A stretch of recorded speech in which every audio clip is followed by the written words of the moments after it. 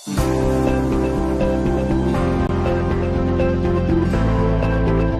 Rathi Group, one of the leading broking houses in the country, offers a wide range of financial services and wealth management solutions to retail and high net worth individuals. We have a glorious track record of service to the investors since 1981.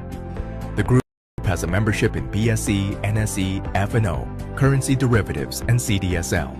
We have a network spread across 40 plus cities and operating from 110 plus locations and serving 1,25,000 clients.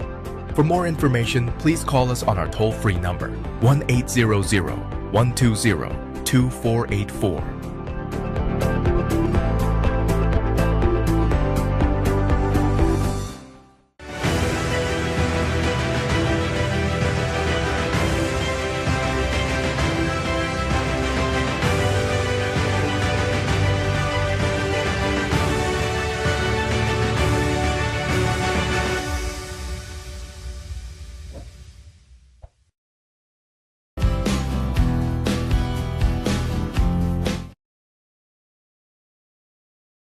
Talk show में आप सभी का स्वागत है और मैं हूं आपकी होस्ट रीना शर्मा। दोस्तों, ये शो एक बहुत ही खास शो है। खास इसीलिए कि सुबह से शाम तक जो छोटी छोटी तकलीफ और जो बड़ी तकलीफें हमें दैनिक जीवन में होती है, उन समस्याओं का समाधान करने की हम पूरी कोशिश करते हैं और कहते हैं कि स्वस्थ जीवन ही जीवन का आधार है। तो दोस्तों, आज हमारे शो में बहुत ही जाने माने गैस्ट्रोएंटरोलॉजिस्ट डॉक्टर सुनील दादी सर हैं। सर, स्वागत है आपका हमारे शो में। सर, अपने बारे में कुछ हमारी ऑडियंस को बताएं। मेरा नाम सुनील कुमार दादीच है और मैं हमारे यहाँ जो संपूर्णानंद मेडिकल कॉलेज है उसमें गैस्ट्रोएंटरोलॉजी विभाग है, उसमें हेड ऑफ डिपार्टमेंट जो विभाग अध्यक्ष का पद होता है और साथ में सीनियर प्रोफेसर हूँ। और हमारे यहाँ विभाग के अंदर जो डॉक्टर्स होते हैं उनको पीएचडी के इक्विवेलेंट जो हम लोग हमारे यहाँ डीएम कहते हैं, doctorate of medicine in gastroenterology की डिग्री दी जाती है। तो हर साल हमारे यहाँ 4 लोग ट्रेन होते हैं और ये पिछले 15 साल से चल रहा है। ओके सर, हमारी जो मेडिकल कॉलेज है जोधपुर का, बहुत ही बड़ा मेडिकल कॉलेज है, वहां पे सर इतने सालों से कार्यरत हैं। सर, कहते हैं पेट ठीक तो सब ठीक। तो गैस्ट्रोएंटरोलॉजी जो डिपार्टमेंट है, जो इस ट्रैक के अंदर कौन से ऑर्गन्स आते हैं या कौन सी ऐसी समस्याएं आती है कि जिसके लिए आप इतना ट्रेन्ड है? देखिए, हमारा जो सिस्टम होता है जिसको हम लोग गैस्ट्रोएंटरोलॉजी कहते हैं, गैस्ट्रो शब्द का मतलब होता है कि स्टमक या पेट जी, और एंट्रो का मतलब होता है कि आंतें। ओके, है ना। तो आंतें अपनी छोटी आंत होती है, एक बड़ी आंत होती है और एक पेट होता है। तो अपना मुंह से लेके और एनएस तक का जो एरिया है उसको पूरी को अपन गट कहते हैं या आंतें कहते हैं। इनके विभिन्न हिस्से होते हैं, तो उन हिस्सों को लेकर के इन्होंने गैस्ट्रोएंटरोलॉजी एक शब्द है। बेसिकली हमारा जो सिस्टम होता है वो हम लोग बॉडी का जो डाइजेस्टिव सिस्टम है जी, उससे डील करते हैं। तो आंत केवल आंत ही नहीं होती, उसके साथ कुछ ऑर्गन भी जुड़े हुए होते हैं जो आंत से जुड़े हुए होते हैं अपनी डक्ट के थ्रू। तो वो ऑर्गन अपना जो अपन जो भोजन करते हैं जी, उस भोजन को पचाने का काम करते हैं। प्लस जो अपन ने कुछ भी गलत चीज खाई है उसको भी बॉडी उसको एनालाइज करती है कि वो सही है गलत है, गलत तो उसको नष्ट करती है। और खाना पचाने के बाद जो खाना बच गया, कचरा बच गया, उसको भी बॉडी अपने शरीर से निष्कासित भी करती है। तो अपन को जैसे अपन गाड़ी में पेट्रोल डालते हैं तो ही गाड़ी चलती है। तो अपन जब खाना खाते हैं तो खाने से जो अपने को ऊर्जा मिलती है, जो अपनी बॉडी का सारा रिक्वायरमेंट है, हम लोग उसको ना 2 में डिवाइड करते हैं, मैक्रो न्यूट्रिएंट एंड माइक्रो। तो मैक्रो में प्रोटीन, कार्बोहाइड्रेट, फैट, ये सब अपना आंतों के थ्रू ही अपनी बॉडी को पहुंचता है। और साथ में जो माइक्रो न्यूट्रिएंट्स हैं, मिनरल्स हैं, विटामिन हैं और बाकी चीजें हैं, वो भी आंतों के थ्रू अपने पेट के थ्रू पहुंचती है। तो ये पूरा डाइजेस्टिव सिस्टम है जो हम लोग उसका देखभाल करते हैं। ओके सर, इसका मतलब गैस्ट्रोएंटरोलॉजिस्ट वो डॉक्टर हुआ जो मुंह से लगाकर एनस तक, एग्जैक्टली सर, मुंह से अंदर जा रहा है और एनस से जो बाहर निकल रहा है, वो जो संपूर्ण सिस्टम है उसकी अगर हम ठीक से देखभाल कर रहे हैं तो ठीक है, नहीं तो फिर सर का सहारा तो लेना ही है। तो सर, कहते हैं कि जो लिवर है, आजकल हर तीसरा आदमी बोल रहा है कि मैंने सोनोग्राफी कराई, डॉक्टर साहब ने बोल दिया फैटी लीवर है। तो फैटी लीवर सर, क्या लीवर बहुत मोटा हो जाता है? या क्या चीज है सर फैटी लिवर? हाँ, जैसा मैंने कहा कि जो अपनी जो आंतें होती है उसके अंदर कुछ उसके साथ भी कुछ ऑर्गन भी जुड़े होते हैं। तो उसमें सबसे बड़ा ऑर्गन तो लिवर होता है, जो बॉडी में कम से कम एक नॉर्मल आदमी के 1.5 से 2 किलो का होता है जी। और राइट साइड के ऊपर के हिस्से में रहता है। और ये लिवर जो है वो बाइल की डक्ट के थ्रू आंत में अंदर जुड़ा होता है। दूसरे ऑर्गन में एक गॉल ब्लैडर होता है और एक पैंक्रियास होता है जी। और भी छोटे मोटे ऑर्गन होते हैं, पर बड़े ऑर्गन में, सबसे बड़े ऑर्गन में लिवर होता है। तो अपन जो भी खाना खाते हैं और जो भी खाना खाने के बाद जो उसका जो भी पाचक रस होता है वो सारा का सारा जो खून के द्वारा सबसे पहले लिवर में जाता है जी। तो लिवर उस चीज को डिसाइड करता है कि जो मेरे पास चीज आई है उसका हम क्या करें। तो उसमें लिवर हम लोग उसको ना अंग्रेजी में से मेटाबॉलिज्म का ऑर्गन कहते हैं। तो जो चीज आई है उसमें से अच्छी चीजें छांटेगा, खराब चीजें छांटेगा, खराब चीजों को नष्ट करेगा, अच्छी चीजों को बॉडी के उपयोग में होने लायक रूप में कन्वर्ट करेगा और कन्वर्ट करके उसको जहां जहां उसकी बॉडी में जरूरत है।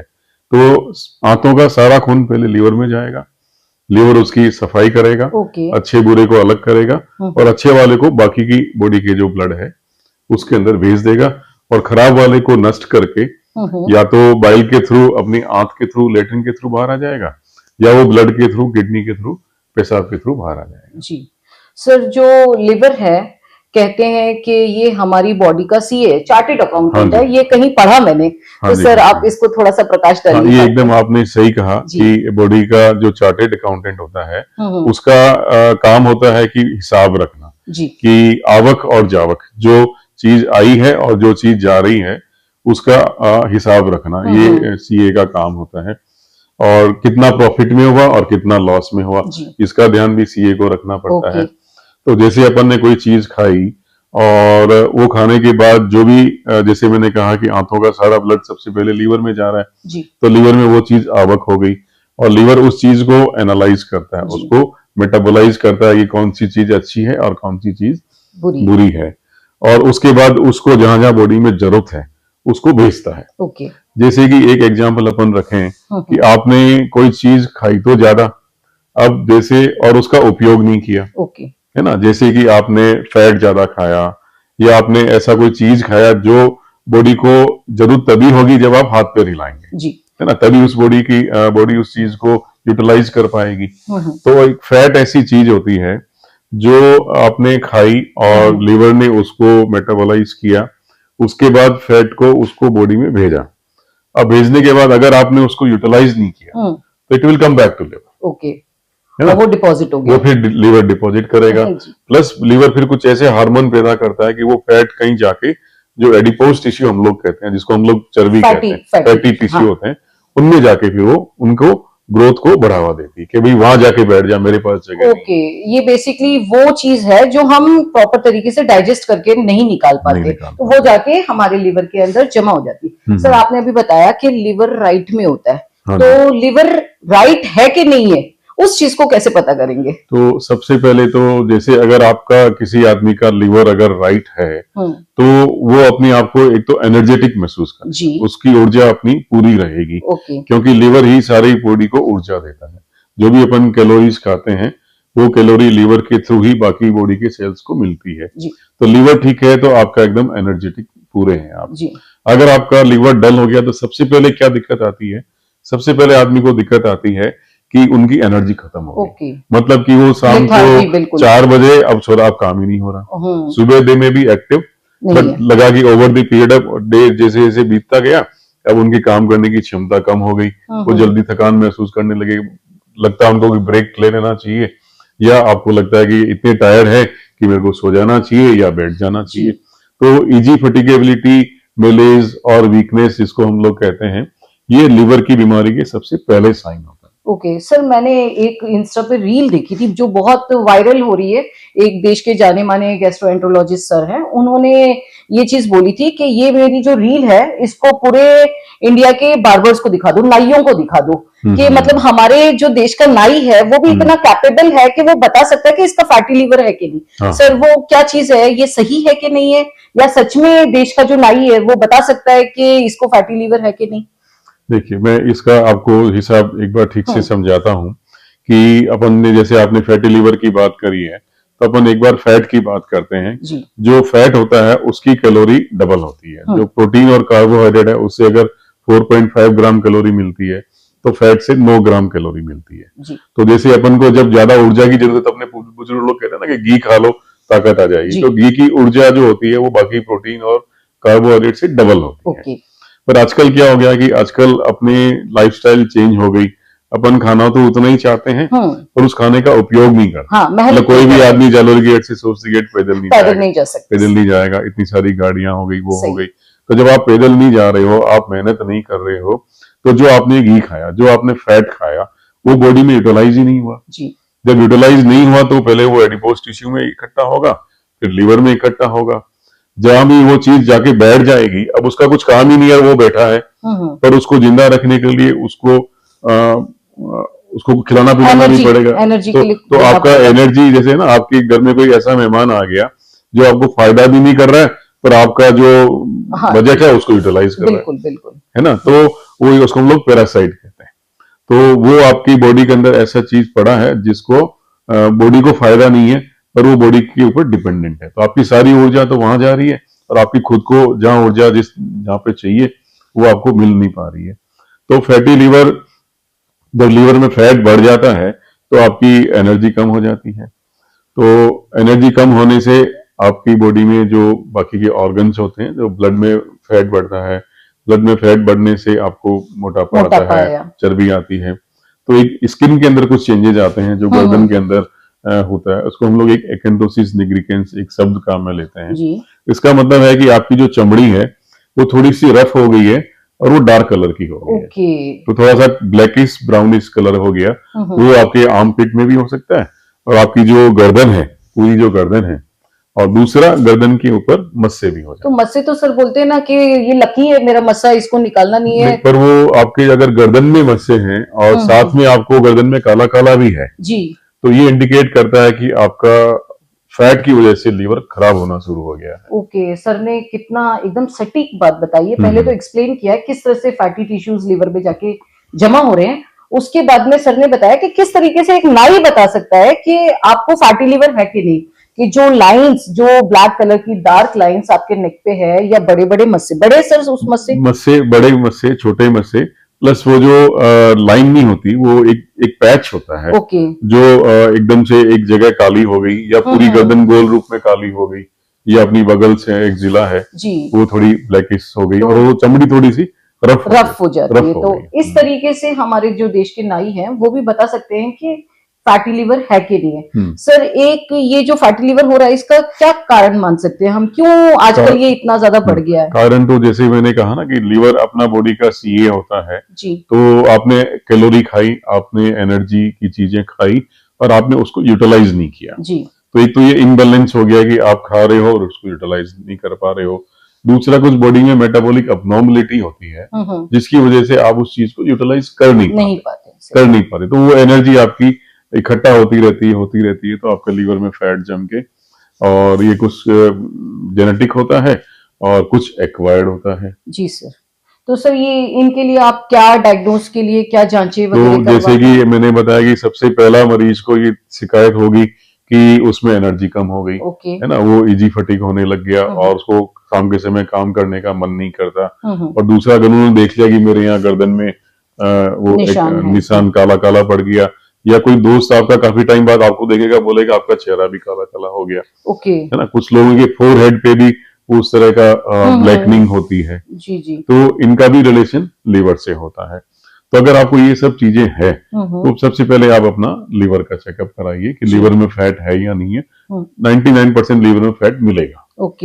जब लीवर में फैट मिलता है तब हम ये कहते हैं कि वो जो फैट है लीवर का, वो ब्लड में भी आ गया या नहीं आ गया। तो हम लोग उसका लीवर का फंक्शन टेस्ट करते हैं, और साथ में जो लिपिड प्रोफाइल होती है, कोलेस्ट्रॉल और ट्राइग्लिसराइड, और तो 5-6 तरह के अपने लिपिड्स होते हैं। कोलेस्ट्रॉल जिसको हम कह सकते हैं, 5-6 तरह के कोलेस्ट्रॉल होते हैं। तो सर इसमें एक कॉमन भाषा में बोलते हैं मेरा गुड कोलेस्ट्रॉल, मेरा बैड कोलेस्ट्रॉल। तो वही उसी बात पे मैं आ रहा था। तो गुड कोलेस्ट्रॉल तो एक ही होता है जी, और बैड कोलेस्ट्रॉल सारे हैं, पांचों बाकी वाले सारे बैड कोलेस्ट्रॉल है।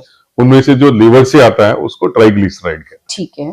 और बाकी एक कोलेस्ट्रॉल खुद होता है, एक एलडीएल कोलेस्ट्रॉल होता है, एक वीएलडीएल कोलेस्ट्रॉल होता है, ये सब खराब वाले हैं। एक हाई डेंसिटी कोलेस्ट्रॉल होता है, एचडीएल कहते हैं उसको, वो अच्छा होता है। ओके, जो अच्छा वाला है वो एचडीएल है, बाकी सारे खराब है। सारे खराब है। अब वो पहले अपन एचडीएल की बात करें कि एचडीएल को मैं अच्छा और कैसे अच्छा करूं।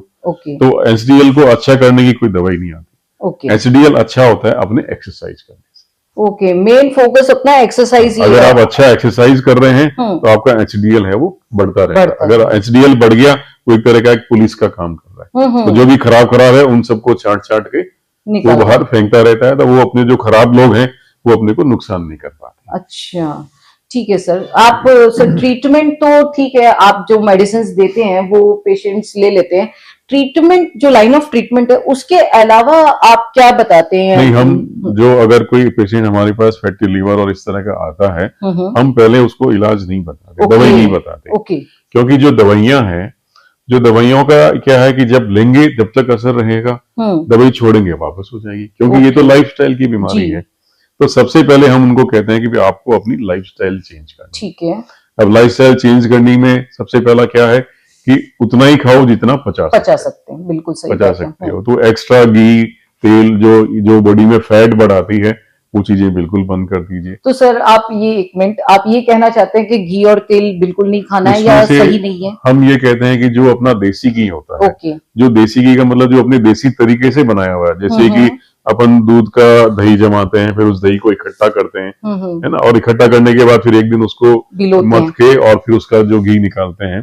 तो जब वो एक तो क्या है कि दूध का जब दही बनता है तो दही में खूब सारे बैक्टीरिया होते हैं, हम लोग उनको प्रोबायोटिक कहते हैं, मतलब वो हेल्दी बैक्टीरिया है। अपनी जो आंतें होती है उनमें खूब सारे बैक्टीरिया हैं जो अपने को सपोर्ट करते हैं, अपने को हेल्दी रखते हैं। तो वो हेल्दी बैक्टीरिया की मात्रा उसमें बढ़ जाती है, और जब उसी दूध दही का घी निकलता है तो वो बैक्टीरिया उसमें घी में भी आ रहे हैं। तो जब वो आप घी खाते हैं तो उसका फैट के साथ साथ जो आपके प्रोबायोटिक है, जो आपकी बैक्टीरिया है, वो भी अंदर जाके अपनी आंत को स्वस्थ रखते हैं। और वो अगर आंतों में कोई खराब बैक्टीरिया पड़े हैं तो उनको मार पीट के बाहर भगा देते हैं वहां। तो इसका मतलब सर देसी घी खाने में तो कोई नुकसान नहीं, पर आजकल काफी नकली असली आते आ रहे हैं, इसलिए आपको थोड़ा सावधानी रखनी जी। तो बेसिकली हम लोग घी खा सकते हैं सर। आजकल जो सेलिब्रिटीज है वो भी सुबह सुबह उठती बोलती है कि मेरी ग्लोइंग स्किन है क्योंकि मैं 1 चम्मच घी खाती हूँ, और मैं अगर घी छोड़ अगर मैं ज्यादा खाना भी खा लूं तो मेरे को ऐसा लगता है कि मेरे 150 ग्राम बढ़ गया है। तो बेसिकली हम घर का बना हुआ घी खा सकते हैं सर। घर में भी एक बार कुछ लोग ना घी वो दूध की मलाई से बनाते हैं, तो मलाई वाला घी इतना मतलब उसमें प्रोबायोटिक नहीं है जितना आप दही जमा के और उस दही का अगर आप घी निकालो तो वो ज्यादा फायदेमंद है। तो एक तो आपने बताया कि एक्सरसाइज तो अब है कि सबसे पहले है कि आपको कैलोरी कम खानी है जी, और जो कैलोरी पड़ी है आपके पास उसको यूटिलाइज। तो हम कहते हैं कि आपका जो बैंक बैलेंस है, जैसे आप बैंक में पैसा कम डालो और ज्यादा खर्च करो तो बैलेंस कम हो जाएगा, वही अपने को बॉडी पे अप्लाई करना है कि कम तो डालो और जो पड़ा है उसको खर्च करो। अब खर्च करने के लिए क्या तरीका है? एक्सरसाइज ही एक तरीका है जिसकी वजह से आप खर्च कर सकते हो उसको। तो एक्सरसाइज किसको कहते हैं, जैसा कि आपको मैं बताऊं तो एक्सरसाइज का मतलब होता है कि आप इतनी मेहनत करो, कोई भी शारीरिक श्रम करो कि आपकी सांस बढ़ जाए, और आप एक भी लाइन पूरी ढंग से बोल नहीं पाए, आपका सांस फूले। तो इसका मतलब है कि आपने अपनी लिमिट तक पहुंच गए। आपका जो हार्ट है वो इतना स्टिमुलेट हो गया है कि आपकी बॉडी उस लिमिट तक पहुंच गई। तो उतनी अगर आप करिए, फिर आप रुकिए, फिर कुछ समय के बाद वापस उतना करिए कि आपकी सांस फूले, और जैसे जैसे आप करते रहेंगे आपकी बॉडी उसको अडेप्ट होती रहेगी। तो थोड़ा आपको ज्यादा मात्रा में करनी पड़ेगी। जैसे सपोज आप साइकिल चलाना शुरू करेंगे, आप स्पीड से साइकिल चलाइए, सांस फूल गई, शुरू में 5 मिनट में सांस फूल गई, थोड़ा रुकिए, सांस ठीक हो गई, वापस तेज चलाइए, फिर सांस फूल गई, रुकिए। तो आप जैसे जैसे करते रहेंगे, मतलब रेगुलरली उसको करते रहेंगे, तो फिर आप 10 मिनट में बिना सांस करे कराएंगे, 15 मिनट में करेंगे, आधे घंटे में करेंगे, 40 मिनट में करेंगे। तो इस तरह का अगर आपका बॉडी का रेगुलर आप एक्सरसाइज करते रहते हैं। अब लोग कहते हैं कितने मिनट करें, ये बहुत कॉमन सवाल है, पूरे दिन तो कर नहीं सकते, बात भी सही है। तो हमारा जो रिकमेंडेशन होता है, मिनिमम रिक्वायरमेंट जो अपनी बॉडी का है वो है 150 मिनट पर वीक। 150 मिनट पर वीक, एक हफ्ते में 150 मिनट। तो आपको रोज करने की भी जरूरत नहीं है, ओके, ऑल्टरनेट भी कर सकते हैं। जैसे आप बड़े काम वाले आदमी, आपका बड़ा हेक्टिक वीक गया, आप सोमवार से शुक्रवार ने आपने खूब काम किया, आपको टाइम नहीं मिला एक्सरसाइज करने का, तो बचे हुए 2 दिन में आप 150 मिनट करिए। ओके, है ना। और अगर आपका काम ऐसा है कि आप रोज 30 मिनट निकाल सकते हो, तो 30 मिनट रोज करेंगे तो वो तो 5 दिन में हो जाएगा। जी बिल्कुल हो जाएगा। तो 5 दिन में आपका टारगेट पूरा हो जाएगा जी, है ना। अब ये तो हो गया नॉर्मल बॉडी का रिक्वायरमेंट। सपोज अगर आपका फैटी लिवर को आपको रिवर्स करना है तो आपको उससे बढ़ाना पड़ेगा। तो सर आप ये कहना चाहते हैं कि फैटी लिवर रिवर्स भी हो जाएगा? बिल्कुल 100% रिवर्स हो जाएगा। अगर जैसे कि आपका फैटी लिवर का ग्रेड 3-4 है तो आपको कम से कम 250 मिनट पर वीक करना पड़ेगा। ओके। अगर आपका ग्रेड 1-2 है तो आप 200 मिनट करेंगे। जी बिल्कुल, है ना। और आपको लग रहा है कि मेरे को फैटी लिवर हो ही नहीं क्योंकि मेरे पिताजी को हो गया, मेरे दोस्त को हो गया, मेरे इसी को हो गया, तो आप अपना 150 मिनट चलते रहिए, है ना, तो आपका फैटी लिवर होगा ही नहीं। मतलब फैटी लिवर का जेनेटिक्स से भी रिलेशन है? बिल्कुल है, 100% रिलेशन। तो जेनेटिकली भी फैटी लिवर आता है। तो सर इसके अंदर एक तो बोलते हैं कि एक्सरसाइज कर लिया, लेकिन अभी आपने एक बताया प्रोबायोटिक, प्रोबायोटिक लेना हमारे लिए सही है? वो प्रोबायोटिक जो घी के अंदर होता है वो मैंने सही बताया। कुछ आजकल मार्केट में ना प्रोबायोटिक की दवाइयां, सवाल पूछना चाह रही थी मैं सर कि जो जिम में वगैरह एक्सरसाइज के लिए जाते हैं तो वो एक आर्टिफिशियल बोलते हैं कि आप प्रोटीन ले लीजिए, आप कैरेटिन ले लीजिए, तो ये सब कितना सही मानते हैं सर? उसका हम लोग फेवर इसलिए नहीं करते। पहली बात को जो भी आपको वो डब्बा देगा इतना बड़ा, जो बहुत कॉस्टली 5 किलो वाला डब्बा देगा, तो वो जैसे अपन घर में तो 2 दिन पुरानी रोटी भी नहीं खाते क्योंकि वो बासी हो जाती है, बासी हो गई, है ना।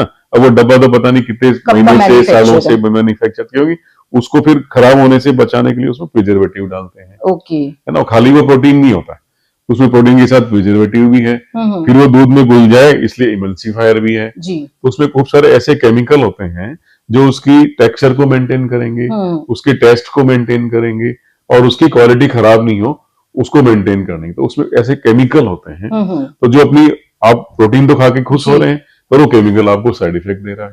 ओके, तो वो साइड इफेक्ट कितना गंभीर रूप ले सकता है सर? ये पर्सन टू पर्सन डिपेंड करता है। अपन ये नहीं कह सकते कि सबको ही खराब करेगा जी। पर मेरा ये मानना है कि अगर अपने को प्रोटीन खाना है तो नेचुरल सोर्स वाला प्रोटीन खाइए, वो आपको ज्यादा फायदा करेगा। अगर आपको लगता है कि आप नेचुरल सोर्स का प्रोटीन नहीं खा सकते, जैसे कि हम बताएं कि नेचुरल सोर्स का सबसे अच्छा प्रोटीन तो एग प्रोटीन होता है। ओके सर, अगर आप मैं वेजिटेरियन हूं तो अच्छा, उसके लिए मैं आपको पहले एक और एक्सप्लेन करना चाहता हूँ। मैं अपने काफी पेशेंट्स को भी बताता हूँ कि जो फार्मिंग अंडे हैं, है ना, उसको हम लोग फार्मिंग क्यों कहते हैं, एक तरह खेती वाला अंडा। तो उसमें क्या है कि मुर्गी को इन्होंने हार्मोन की गोली दी, मुर्गी ने अंडा दे दिया, उस अंडे से मुर्गी नहीं निकलेगी। अब अंडा जमीन में तो उगेगा नहीं जी, निकलेगा तो उसके पेट से ही, है ना। तो उसको हार्मोन दिए, उसने अंडा दे दिया, उस अंडे से मुर्गी नहीं निकलेगी। तो उस अंडे को आपके खाने से कोई जीव हत्या नहीं होगी। है ना। नॉर्मली हम लोग सोचते हैं ना कि बता दिया सर। हमने सब सोचते हैं कि भाई आपने ये खा लिया तो आपने जीव हत्या कर दी, आपको पाप लग गया। तो फार्मिंग अंडे से ऐसा पाप लगता नहीं है जी जी। फिर भी ये आपकी चॉइस है कि आप उसको खाना चाहें या नहीं खाना चाहें। तो प्लांट बेस्ड भी तो आते हैं ना? प्लांट बेस्ड भी प्रोटीन होते हैं पर उनमें क्या होता है कि एक बायो अवेलेबिलिटी होती है जी। बायो अवेलेबिलिटी का मतलब है कि जितनी चीज आपने खाई वो बॉडी में अंग कितनी लगी, है ना, कितना परसेंटेज आपकी बॉडी में अब्जॉर्ब हुआ। अब अंडा तो चूंकि एक नई जिंदगी को जन्म देता है ना, तो अंडे का जो प्रोटीन होता है वो पूरा बॉडी फ्रेंडली होता है। जैसे आपने अगर एक अंडे में 6 ग्राम प्रोटीन है, आपने अगर वो अंडा खाया तो वो 6 की 6 आपकी बॉडी में यूटिलाइज होगी, है ना।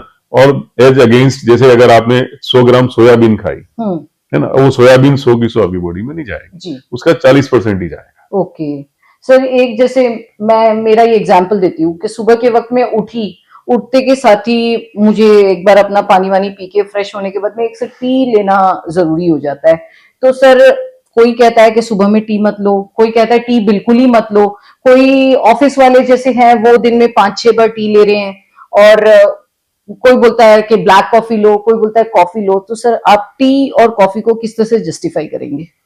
अगर आप लिवर की बात करें जी, तो लिवर में जो चीजें लिवर को सपोर्ट करती है, जैसे मैंने कहा ना, लिवर का काम है कि अपनी जो बॉडी में टॉक्सिन्स गए हैं ना उनको भी न्यूट्रलाइज करना। जैसे आपने कोई दवाई खाई है ना, दवाई बेसिकली सारे केमिकल होते हैं, तो कोई भी अपन दवाई खाते हैं वो सबसे पहले अपनी आंत के थ्रू लिवर में जाती है। लिवर में हम लोग उसको ना फर्स्ट पास मेटाबॉलिज्म कहते हैं। लिवर में जाके फिर लिवर डिसाइड करेगा उसकी कितनी मात्रा बॉडी में जानी चाहिए। ओके। है ना।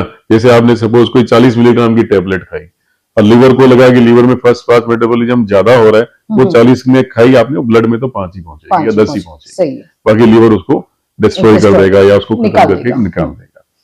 तो अपन जो चीज खाते हैं, तो जब लिवर उस चीज को, टॉक्सिन्स को नष्ट करता है, तो उसमें लिवर को एक एंटीऑक्सीडेंट्स की रिक्वायरमेंट होती है। तो वो ऑक्सीडेटिव स्ट्रेस कहते हैं जो टॉक्सिन अपनी बॉडी में पैदा करता है, उस ऑक्सीडेटिव स्ट्रेस को कम करने के लिए एंटीऑक्सीडेंट खाने पड़ते हैं।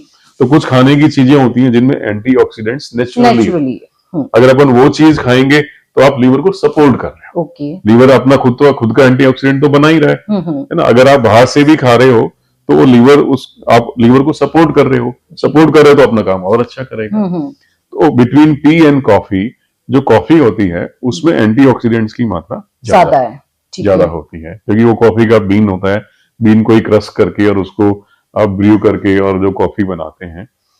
तो कॉफी पीना लीवर की सेहत के लिए ज्यादा अच्छा है compare to tea black tea. और कुछ ग्रीन टी होती है, कुछ ग्रीन टी की वैरायटी होती है, उनमें भी एंटीऑक्सीडेंट होते हैं। तो ग्रीन टी भी अच्छी है, but coffee is the best, है ना। अब कॉफी कैसे पीनी चाहिए? अपन जो क्या करते हैं कि अपन लोग जो नॉर्मल कॉफी पीते हैं उसमें दूध भी होता है, उसमें चीनी भी होती है, तो वो फिर उस कॉफी को खराब कर, मतलब उसमें आपने कैलोरी डाल दी है ना, और उसका जो एंटीऑक्सीडेंट है उसको आपने डाइल्यूट कर दिया, और शुगर डालने से उसकी और कार्बोहाइड्रेट चला गया तो उसकी कैलोरी कंटेंट और बढ़ गया। तो जो अपनी इंडियन कॉफी है, जो दूध और शक्कर वाली कॉफी है, वो फायदा नहीं कर रही, यानी टी दूध वाली और कॉफी दूध वाली दोनों ही खराब है, फायदा नहीं करती। तो जो अगर आपको कॉफी पीना चाहते हैं तो आप ब्लैक कॉफी पीजिए, और दिन में 3 से 4 कप आपको अलाउड है, और इतना पीते हैं तो आपकी बॉडी के जो एटलीस्ट जो लिवर है उसको काफी सपोर्ट मिलता है। और आपका लिवर अगर फैटी हो रहा है, या आपकी लाइफस्टाइल ऐसी है कि आप जैसे काम से अपना इतना नहीं कर पाते, एक्सरसाइज वगैरह अपना ध्यान नहीं रख पाते, at least you have something to protect. Okay, तो सर बेसिकली ये बता रहे हैं कि without milk and without sugar वो coffee is more beneficial than milk वाली और शुगर वाली। ठीक है सर। तो जैसे आजकल जो कॉफी जैसे है ना CCD, आजकल तो कैफे कॉफी डे है, वो सब है, तो उनमें कॉफी की वैरायटीज होती है। तो जो गुड वैरायटी है वो कैफे एस्प्रेसो या कैफे अमेरिकानो, जो कैफे लाटे है, वो तो जो कैफे कैपेचिनो है, वो बैड है। मतलब कॉफी में भी इतनी वैरायटीज प्रेजेंट है, लेकिन हमको जो पीनी है वो सर ने बता दी, या तो एस्प्रेसो या फिर अमेरिकानो। ठीक है सर। एक बहुत ही आज जो चाहे मेल्स हैं चाहे फीमेल्स है जो क्लब में पार्टीज करती हैं और वहां वो ड्रिंक की एडिक्ट हो जाती है। मेल्स हैं, उनके किसी के घरों में ही चल रहा है, हम ये कास्ट के हैं तो हम पर्टिकुलर ड्रिंक करना हमारे लिए बहुत कंपलसरी है। तो ड्रिंक को सर आप कितना सही मानते हैं, कितना पी लेना चाहिए? कोई बोलता है मैं 2 पैक नहीं मारूं तब तक मुझे नींद नहीं आती है रात को, तो कितना लेना चाहिए, लेना भी चाहिए कि नहीं लेना चाहिए, उसको सर आप थोड़ा सा बताएं। जैसे अल्कोहल जो है वो अपन अगर देखें तो अपने पुराने ग्रंथों से ही, मतलब पुराने जमे से ही ये चला आ रहा है। पहले इसको सोमरस कहते थे, पहले सोमरस, आजकल ये अल्कोहल हो गया। तो जब भी अपन अल्कोहल लेते हैं तो जैसा मैंने कहा सबसे पहले हर एक चीज लीवर में जाती है जी। तो अल्कोहल लीवर के अंदर एक टॉक्सिन का काम करता है जी। तो लीवर का काम है कि उस अल्कोहल को मेटाबोलाइज करना। तो अल्कोहल को मेटाबोलाइज करने के लिए लीवर में कुछ एंजाइम्स होते हैं, अल्कोहल डिहाइड्रोजिनेज होता है, एसिटाइल डिहाइड्रोजिनेज होता है। और अगर आप अल्कोहल रेगुलर मात्रा में लेते हो तो लीवर बेचारा कुछ नए एंजाइम भी पैदा करता है। सर लेकिन मैंने ये पढ़ा था कि जो अल्कोहल है वो स्टमक में जाके ही डिस्ट्रॉय हो जाता है। I'll tell you। तो जब अपन रेगुलरली अल्कोहल लेते हैं तो लीवर कुछ नए एंजाइम पैदा करता है, इसको हम लोग MEOS सिस्टम कहते हैं, माइटोकॉन्ड्रियल इथेनॉल ऑक्सीडाइजिंग सिस्टम। तो वो उस सिस्टम को एक्टिवेट करके उससे भी उसको मेटाबोलाइज करता है। लीवर अपनी तरफ से पूरी कोशिश करता है कि जो अल्कोहल आपने लिया है वो उसको डिस्ट्रॉय कर दे, उसको मेटाबोलाइज कर दे जी। मेटाबोलाइज कर दे तो वो फिर अपनी बॉडी में अदर बाकी जगह जाके नुकसान नहीं करता है। तो अब ये जो सारे एंजाइम होते हैं उनकी एक पर्टिकुलर लिमिट होती है जी। है ना, कि भी इतना ग्राम आएगा अल्कोहल तो वो उसको न्यूट्रलाइज कर देगा, इतना आएगा तो वो उसको खत्म कर देगा, पर इससे ज्यादा आएगा if it goes beyond the capacity of the liver, तो फिर ऑब्वियसली लिवर उसमें कुछ नहीं कर पाएगा। ओके, वो है ना, तो वो फिर अल्कोहल आपको नुकसान करेगा। जी जी। अब कुछ लोग क्या होता है, जैसे आप जैसे आपने ये सवाल पूछा गैस्ट्रिक वाला, तो कुछ लोग कहते हैं ना कि यार हमारे तो पुरखे ही पीते आ रहे हैं, और हमारे दादाजी तो 90 साल तक जिए, हमारे पिताजी 80 के हो गए, उनको कुछ नहीं हुआ। वो एक्सक्यूज देने में इस तरह के एग्जांपल्स देते हैं। तो जैसे अगर कोई 100 लोग अल्कोहल लेते हैं, उनमें से 30-40 को ही लिवर की बीमारी होती है जी, बाकी लोगों को लिवर की बीमारी नहीं होती। अब किसको होगी या किसको नहीं होगी, ये अपने जीन्स डिसाइड करते हैं। अपना जेनेटिक मेकअप है, वो डिसाइड करता है कि आपका अल्कोहल का मेटाबॉलिज्म जो कैपेसिटी है वो कितनी है। दूसरा ये डिसाइड करता है कि आपने अल्कोहल कितना लिया, कब लिया, और उसके साथ क्या लिया। ठीक है ना, जैसे कि कुछ लोग सुबह उठते ही अल्कोहल लेते हैं और शाम तक लेते रहते हैं, उसको अल्कोहल डिपेंडेंस कहते हैं। तो अगर आप खाली अल्कोहल ले रहे हो, उसके साथ कोई एनर्जी, प्रोटीन, खाना नहीं ले रहे हो, ऑब्वियसली वो ज्यादा नुकसान करेगा, है ना। अगर आप अपनी एक लिमिट फिक्स कर ली, तो हमारे पास कई बार आता है ना साहब, मेरे तो दादाजी तो 90 साल तक जिए, उनके दादाजी कितना पीते थे, सही है, वो भी डिपेंड करता है, और कब पीते थे, है ना, उसके साथ क्या खाते थे। तो अगर आप अल्कोहल एक लिमिट में रखते हो, और अगर आप उसके साथ अच्छा प्रोटीन या न्यूट्रिशियस फूड लेते हो, खाने का मतलब है कि आपने उसके साथ खाना खाया तो वो अल्कोहल स्टमक में लंबे टाइम तक रहेगा जी, है ना, वो एकदम से भागेगा नहीं लीवर में। तो एकदम से लीवर पे धीरे धीरे लोड आएगा, तो उस जैसे ना आपके पास क्रिकेट का गेम खेल रहे हो, अगर 6 बॉलें एक साथ आ गई तो आप खेल नहीं पाओगे, एक एक करके 6 आएगी तो आप उसको आराम, तो लीवर भी अगर धीरे धीरे उसके बाद अल्कोहल जाएगा तो वो मेटाबोलाइज होता रहेगा। तो उसके साथ अगर खाना खा रहे हैं तो उसका अब्जॉर्प्शन स्लो हो जाता है, तो मेटाबॉलिज्म प्रॉपर होता है, पर वही है कि उसकी लिमिट को क्रॉस कितना लिमिट हो सकता है। वो लिमिट वैसे देखो पब्लिकली बताना अच्छी बात नहीं है, पर वो ये जो लिमिट जो मैं बता रहा हूँ, ये एक हेल्दी आदमी के लिए। हेल्दी आदमी का मतलब है कि उसको कोई बीमारी नहीं है, वो मोटा नहीं है, वो अपनी डाइट प्रॉपर रखता है, वो अपना एक्सरसाइज प्रॉपर रखता है, वो अपनी नींद पूरी लेता है, और उसके सारे सब बाकी के सारे सिस्टम नॉर्मल है। तो जो हेल्दी अमाउंट होती है, हम लोग मेल्स के लिए कहते हैं कि 14 ड्रिंक्स पर वीक, और फीमेल्स के लिए 7 ड्रिंक्स पर वीक। तो आप पूछेंगे एक ड्रिंक का मतलब क्या होता है? एक ड्रिंक का मतलब होता है कि 10 ग्राम ऑफ अल्कोहल। अब 10 ग्राम ऑफ अल्कोहल तो हम तो पैग में पीते हैं, तो ग्राम का क्या मतलब हुआ? तो जैसे कि अल्कोहल होते हैं अपनी इंडिया में मेनली 3 कैटेगरी के मिलते हैं। एक तो बियर होती है, एक वाइन होती है, और एक विस्की होती है। एक विस्की, रम, वोडका जो भी है।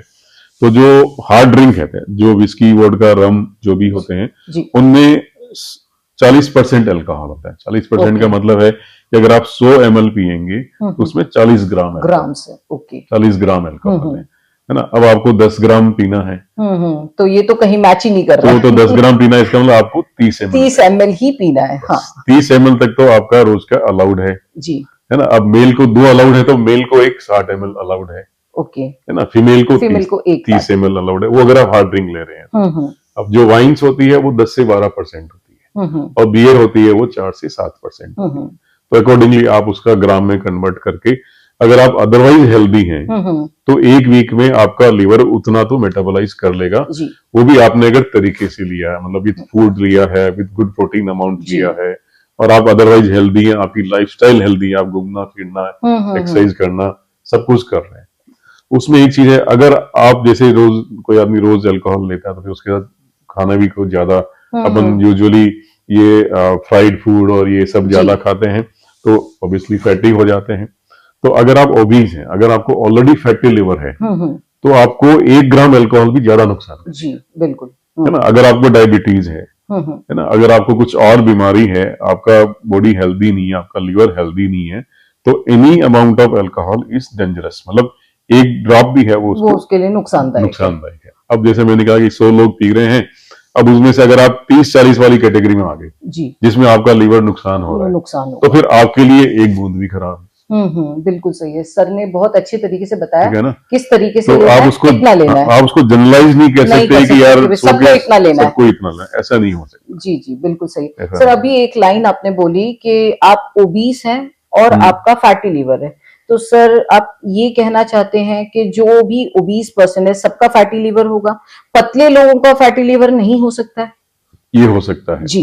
जैसे मैंने कहा कि ये फैटी लिवर होता है वो जेनेटिक भी होता है और आपकी डाइट और लाइफस्टाइल पे भी डिपेंड करता है। तो हमारे यहाँ दो तरह के फिनोटाइप होते हैं। फिनोटाइप का मतलब है कि जैसे अपन शहर में देखते हैं या मतलब सड़क पर देखते हैं जो लोग घूम रहे हैं ना, एक तो है जिनकी पूरी बॉडी में फैट है, है ना, उनका चेहरा भी गोल है, उनके हाथ भी गोल है, मतलब राउंड ऑल ओवर। एक तो ऑलराउंडर होता है या ऑल ओवर फैट है या राउंड ऑल ओवर। तो जिनके यहाँ पूरी बॉडी में सब जगह फैट है तो उनको थोड़ा सा नुकसान कम होता है जी। और जिनको विसरल एडिपोसिटी, उनके बाकी बॉडी के हाथ पैर तो पतले हैं, पेट एक आगे आया हुआ है, इसको हम लोग विसरल एडिपोसिटी कहते हैं। तो जो यहाँ का जो फैट होता है वो मतलब मेटाबॉलिकली एक्टिव होता है जी।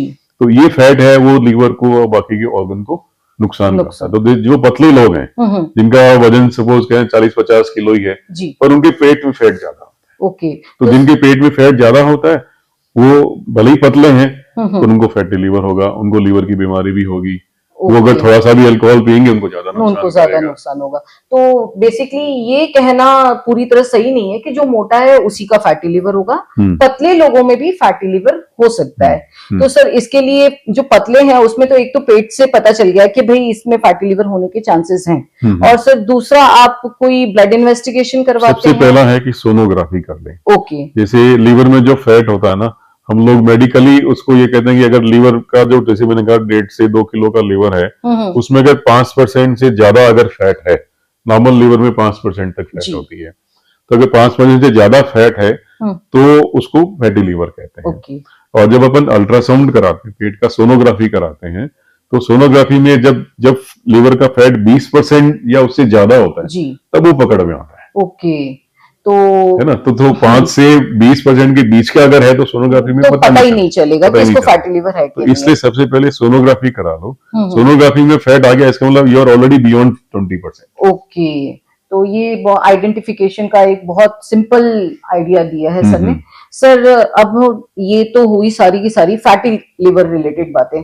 तो लिवर के अंदर इन्फेक्शन हो गया तो उससे कौन सी डिजीज होगी? मतलब ऐसे बोलते हैं कि मेरे हाथ पैर पीले हो गए, भूख नहीं लग रही है, उल्टियां हो रही है। तो ये एक जो हेपेटाइटिस की बीमारी है उसकी जिसको हम लोग ना सूजन कहते हैं। हमारी मेडिकल साइंस में जो भी ऑर्गन है उसके पीछे अगर आइटिस लग जाता है, जैसे अपेंडिक्स है, अपेंडिसाइटिस हो गया तो उसमें इन्फ्लेमेशन हो गया। लीवर को हेपर कहते हैं, तो हेपेटाइटिस हो गया तो लीवर में इन्फ्लेमेशन हो गया। पेंक्रियास होता है, पेंक्रियाटाइटिस हो गया तो पेंक्रियास में सूजन आ गई। तो हेपेटाइटिस का मतलब है कि लीवर में सूजन आ गई, इसको इन्फ्लेमेशन कहते हैं। इन्फ्लेमेशन में लीवर सूज गया। तो अब ये इन्फ्लेमेशन जो होता है लीवर का, कुछ वायरसेस होते हैं उनकी वजह से होता है। वायरसेस को हम लोग ABCDE के हिसाब से कहते हैं। उनमें से जो 4 वायरस कॉमन है अपने यहाँ, B और C। B और C खून के द्वारा अपनी बॉडी में जाते हैं और वो लीवर को क्रॉनिकली खराब करते हैं। जबकि जो A और E वायरस हैं वो फीको ओरल रूट से, मतलब कोई गंदा खाना पीना जाता है उससे हमारे पेट में जाते हैं और वो लीवर को खराब करते हैं। क्योंकि अपनी कंट्री अभी इतनी डेवलप नहीं है तो अपने यहाँ A और E ज्यादा कॉमन है।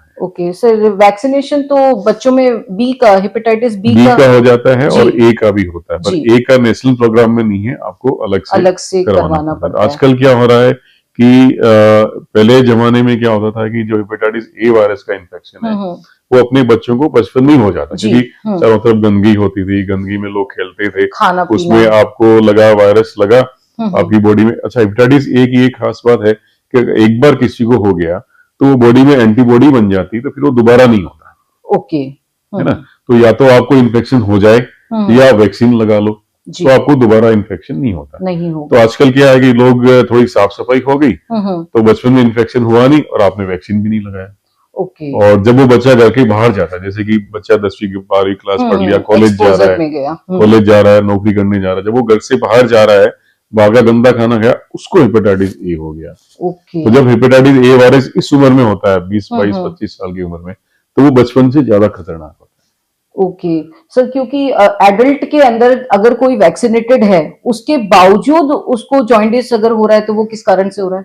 बी, अगर वैक्सीनेटेड तो वैक्सीन तो खाली बी और ए के अगेंस्ट ही है, तो ई की वजह से ज्यादा कॉमन है। ओके, ई की वजह से। पर आजकल हम जो देख रहे हैं तो ई बहुत ज्यादा ए बहुत ज्यादा कॉमनली आता है, क्योंकि काफी लोग वैक्सीन लगाते नहीं है, या किसी ने उनको बताया नहीं, या किसी ने बताया तो चूंकि खरीदना पड़ा तो किसी ने लगवाया, महंगा भी आता है, तो किसी ने लगवाया नहीं, तो उस चक्कर में जो बच्चे बेचारे जो इस उम्र के होते हैं, हमें देख के बड़ा बुरा लगता है कि यार ये 20 साल की उम्र है, इसका कैरियर मेकिंग का पॉइंट है, और उस समय ये बीमार पड़ गया, और उसमें तो ये बीमारी थोड़ी सी गंभीर रूप लेती है। So, क्या क्या सिम्टम्स देखने को मिलते हैं? सबसे पहले तो बुखार आता है, और बुखार आने के 2 या 3 दिन बाद आपको यूरिन पीला होना शुरू हो जाता है। तो अगर आपको फीवर आ रहा है, खाली वीकनेस लग रही है, भूख नहीं लग रही है, जी दौरा उल्टी टाइप लग रहा है, और उसके 2-3 दिन में अगर आपका यूरिन डार्क आ रहा है, यूरिन पीला आ रहा है, तो तुरंत जाके अपने खून की जांच कराएं कि आपको हेपेटाइटिस तो नहीं हो गया। जी सर, लेकिन जैसे गांव के जो लोग हैं, वो लोग जब तक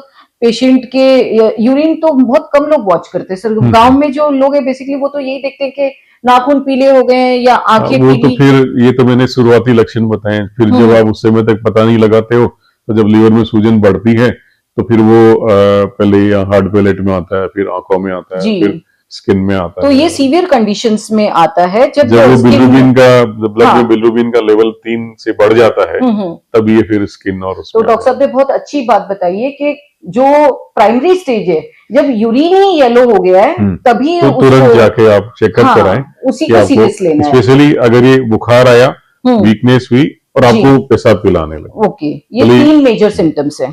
ठीक है सर, इसमें सर क्या लाइन ऑफ ट्रीटमेंट रहता है? सबसे पहले तो हम लोग ये पता करते हैं कि ये किस कारण से हुआ, वायरस कौन सा है।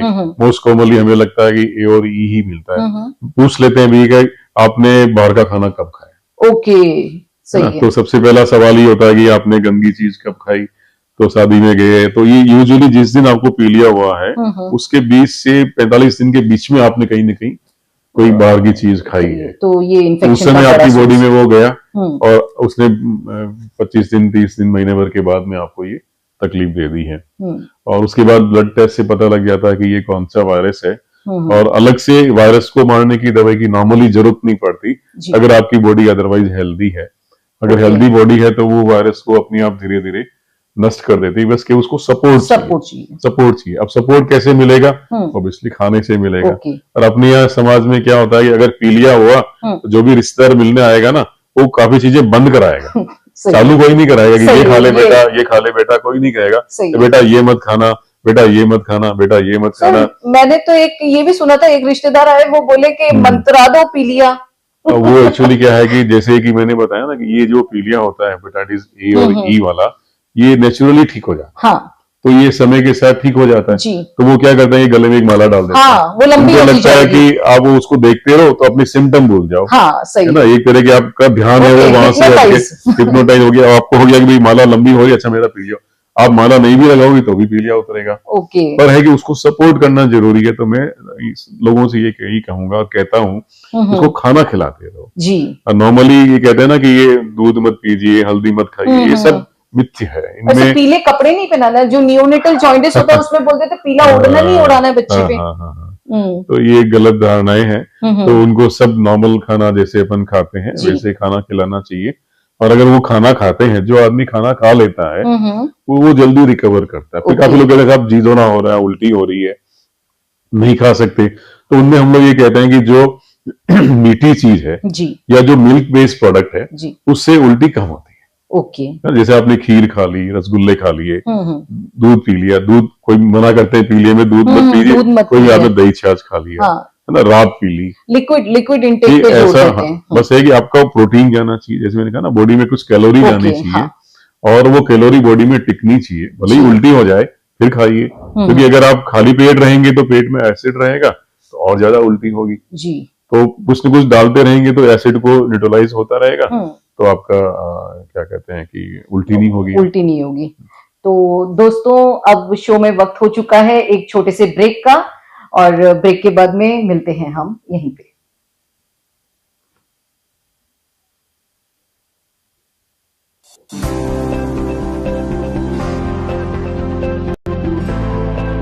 Suresh Rathi Group, one of the leading broking houses in the country, offers a wide range of financial services and wealth management solutions to retail and high net worth individuals. We have a glorious track record of service to the investors since 1981. The group has a membership in BSE, NSE, F&O, currency derivatives, and CDSL.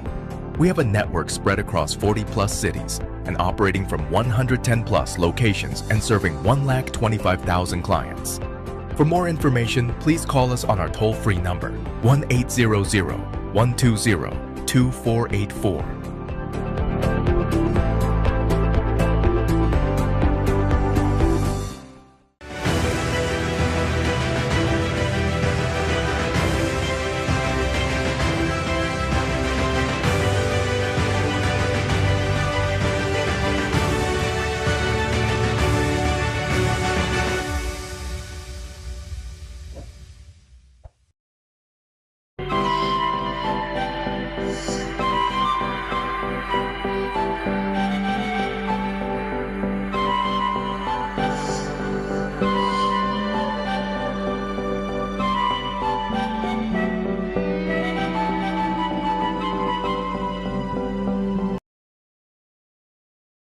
स्वागत है आपका break के बाद हमारे मेडिटॉक show में। तो doctor साहब से हमने फैटी लिवर जो है, जो लिवर के ऊपर सूजन है, उससे रिलेटेड बहुत सारी बातें करी और उसके बाद में हम बात कर रहे थे हिपेटाइटिस जो जॉइंटिस से रिलेटेड चीजें हैं उसके बारे में। तो सर अभी आप बता रहे थे थोड़ी देर पहले कि किस तरीके के सिम्टम्स आते हैं हमारी बॉडी में, पीला होना, यूरिन का पीला होना, थकावट होना और बुखार आना। सर अब ये बताइए आप हमारे दर्शकों को कि आप इसका मेडिसिन से ट्रीटमेंट कितना पॉसिबल है या वैक्सीनेशन से हम पेशेंट को क्योर कर सकते हैं? एडल्ट में कोई वैक्सीनेशन है जो हम बच्चों को लगा सकते हैं? देखिए, वैक्सीनेशन का मतलब तो होता है कि आप प्रिवेंट कर रहे हो, आपको डिजीज होनी नहीं देनी है, तो प्रिवेंशन के लिए वैक्सीनेशन काम आता है जी। और वैक्सीनेशन तब करते हैं जब आप हेल्दी हो, ओके, है ना। एक बार आपको बीमारी हो चुकी है तो फिर वैक्सीनेशन कराना का काम नहीं है, उसका कोई मतलब नहीं कराने का। एक बार बीमारी हो गई है तो बीमारी का इलाज करना, हेपेटाइटिस हो गया है फिर तो आपको हेपेटाइटिस का इलाज करना है। जैसा मैंने कहा कि कोई ऐसी वायरस की स्पेसिफिक दवाई नहीं होती हेपेटाइटिस बी को छोड़ के, तो आपको खाने पे ध्यान देना है। खाना खाते रहेंगे तो लीवर धीरे धीरे अपने आप समय के साथ 8 से 12 हफ्ते लगते हैं तो वो ठीक हो जाता है। अब रही बात प्रिवेंशन कर सकते हैं कि नहीं कर सकते, अब प्रिवेंशन किस में करना चाहिए? आइडियली तो क्या होता है कि जब आपका बच्चा बड़ा होता है आप बच्चों के डॉक्टर से संपर्क करते हैं या गवर्नमेंट के अंदर जो वैक्सीनेशन क्लिनिक्स होती है तो वहां आप दिखाते हो तो आपको एक कार्ड मिलता है। उस कार्ड में लिखे होते हैं कि ये वैक्सीन आपको लगाने हैं इस पीरियड में, उन सब चीजें लिखी होती है। तो एक तो आपको ईमानदारी से उस कार्ड को फॉलो करना है। उसके अलावा जब जब जरूरत हो किसी बच्चों के डॉक्टर से पूछ ले कि ये वैक्सीन कोई छूट तो नहीं गया, इसके अलावा कौन सी लगा सकते हैं? इसके अलावा कौन सी है, कुछ तो गवर्नमेंट फ्री में लगाती है, कुछ है वो गवर्नमेंट नहीं लगाती। अगर अपन सक्षम है तो अपने से उसको बाहर से लगवाना चाहिए। दूसरा, स्पेशली जब बच्चा घर से बाहर जाने लायक हो गया, स्कूल पूरी कर ली, कॉलेज जा रहा है या कॉलेज हो गई हो गई, नौकरी के लिए जा रहा है, दूसरे शहर जा रहा है, घर के बाहर का खाना पीना खाएगा, तो बाहर भेजने के पहले एक बार किसी से कंसल्ट कर ले कि इसको हम क्या क्या टीके लगवा दें ताकि ये बाहर जाके बीमार नहीं पड़े। ओके, है ना। तो आजकल कुछ टेस्ट होते हैं जिससे अपन को पता लग जाता है कि इसको ये बीमारी पहले ही हो चुकी है या नहीं हो चुकी है। अगर अपन लीवर की बात करें तो हेपेटाइटिस ए वायरस की एंटीबॉडी अपन टेस्ट कर लेते हैं, अगर ब्लड में पहले से ही मौजूद है तो इसका मतलब है कि इसको वैक्सीनेशन टीका करने की जरूरत नहीं है। और मौजूद नहीं है तो आप लगा दो। अगर सपोज मौजूद है और आपने लगवा दिया तो भी कोई नुकसान नहीं है, वो बूस्ट हो जाएगी। तो इसलिए आप टेस्ट कराओ या नहीं कराओ, अगर बच्चा घर से बाहर जा रहा है तो उसको टीका लगवा के ही भेजे। तो लीवर के हिसाब से तो हेपेटाइटिस का टीका लगवा लें। बाकी चूंकि बच्चे बाहर खाएंगे तो टाइफाइड होता है उसका भी टीका उसका भी आता है। तो बाकी बीमारियां होती हैं उनके भी आप टीके लगवा के फिर ही उसको घर से बाहर भेजें।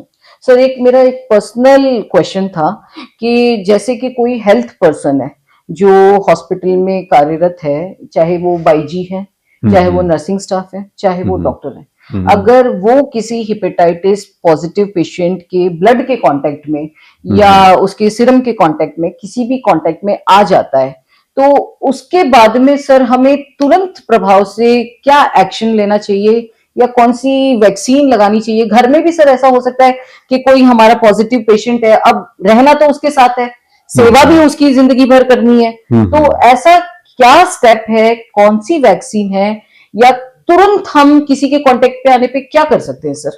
जैसा मैंने बताया कि वैक्सीन का मतलब है कि प्रिवेंशन, जी, तो बचाव ही उपचार है ना। तो आप वैक्सीन पहले से ही लगा के रखें, इसका इंतजार नहीं करें कि अपने को कोई कांटेक्ट में आएगा या अपने किसी परिवार वालों को बीमारी पता चलेगी, या अस्पताल में अपन काम करते हैं, अपन का कोई ऐसा मरीज आएगा तब करेंगे, नहीं, आप पहले से ही बचाव करें, पहली बात।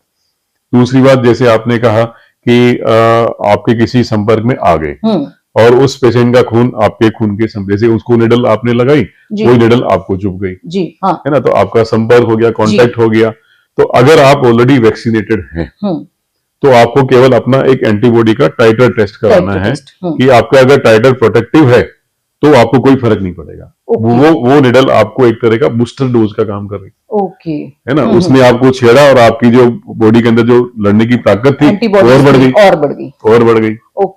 है ना, तो अगर आप वैक्सीनेटेड हैं तो अगर आपकी निडल गई तो ये आपके एक तरह का फायदा भी हो गया कि आपको और बूस्टर हो गया।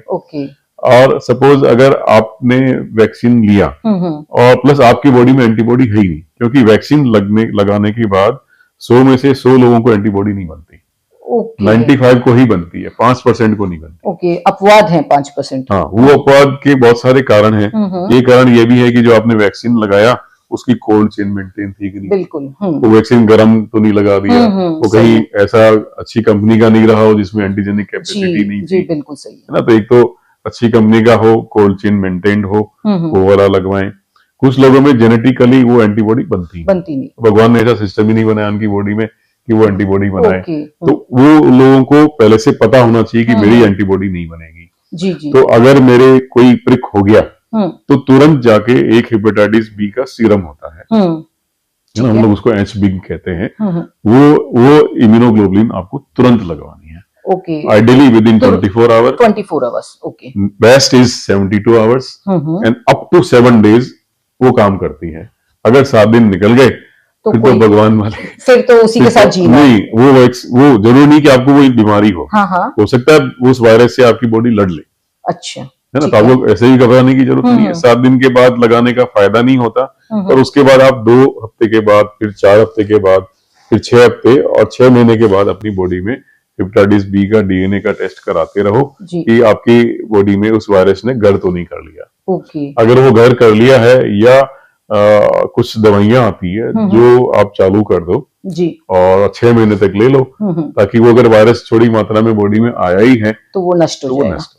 सर, एक और चीज थी कि जो अगर बचपन में जैसे मैंने हेपेटाइटिस लगवाया इंजेक्शन, और अगर मैं इस तरह से एक्सपोजर वाले एरिया में रहती हूँ या जहाँ पे हेपेटाइटिस के पेशेंट्स का सामना करना पड़ता है, जैसे कि आप ही हैं, तो इसका कोई रिपीट डोज का भी कोई क्राइटेरिया होता है कि 10 साल के बाद भी इसकी इम्यूनिटी कम हो जाती है या 20 साल के बाद में कम हो जाती है? हेपेटाइटिस बी वायरस की जो इम्यूनिटी होती है उसका जो मैक्सिमम इफेक्टिव पीरियड होता है वो 5 साल का होता है। तो अगर आप हेल्थ केयर वर्कर नहीं है तो आपको कुछ करने की जरूरत नहीं, क्योंकि आपका अगर टाइटर 10 से ऊपर है तो यू आर गुड। और अगर आप हेल्थ केयर वर्कर हैं, जैसे कि हम लोग हैं, तो हमारा टाइटर है वो 100 के ऊपर होना चाहिए, 100 के ऊपर होना चाहिए। अगर वो 100 के नीचे जा रहा है तो आपको एक बूस्टर लगवाना है, या तो बूस्टर आपको कोई मरीज दे देगा या आपको खुद लगवाना है। मतलब every 5 years you should test your मतलब आपको अपनी एंटीबॉडी का टाइटर का टेस्ट कराना चाहिए।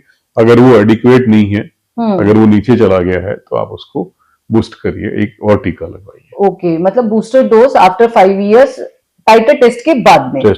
जी सर, एक और सवाल था कि जो प्रेग्नेंट लेडी है, अगर if she is hepatitis B positive, तो उसके बच्चे के अंदर हेपेटाइटिस का वायरस ना आए, तो उसके लिए क्या करना चाहिए? बिल्कुल, ये जब भी बच्चा माँ के पेट में होता है, जब तक तो क्या है कि प्लेसेंटा से उसको खून मिलता है, जब तक माँ का बच्चे का खून आपस में मिलता नहीं है।